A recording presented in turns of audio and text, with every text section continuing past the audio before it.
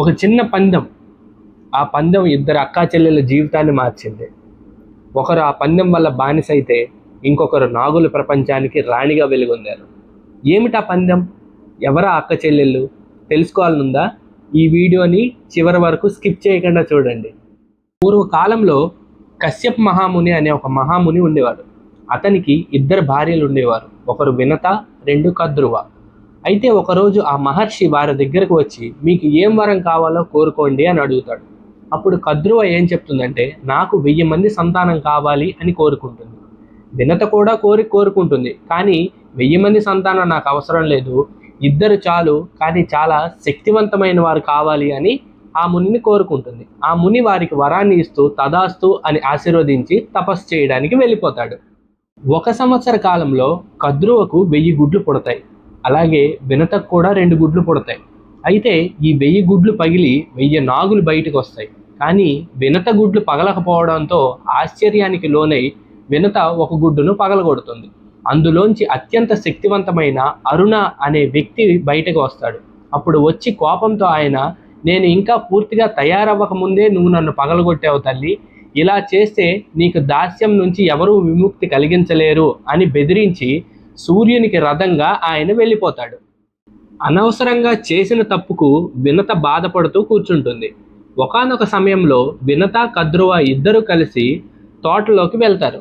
వెళ్ళిన క్షణంలో దేవదివ్య అనే ఒక తెల్లని గుర్రాన్ని చూస్తారు.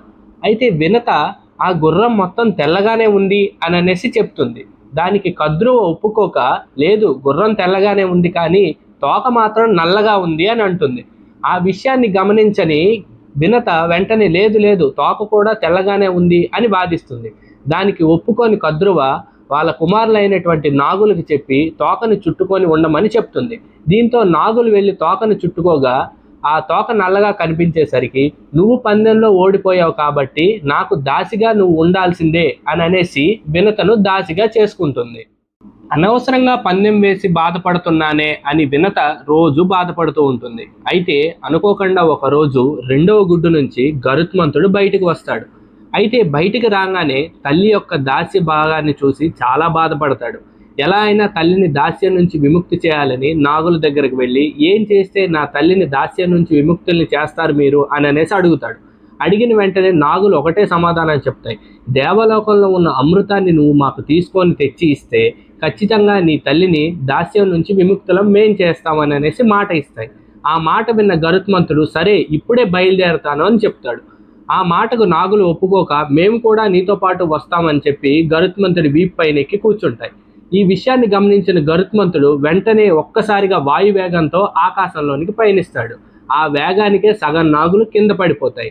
అలాగే సూర్యమండలం దగ్గరకు వెళ్ళేసరికి సూర్యుని వేడి తట్టుకోలేక మిగతా నాగులు కూడా మూర్ఛిల్లి కింద పడిపోతాయి.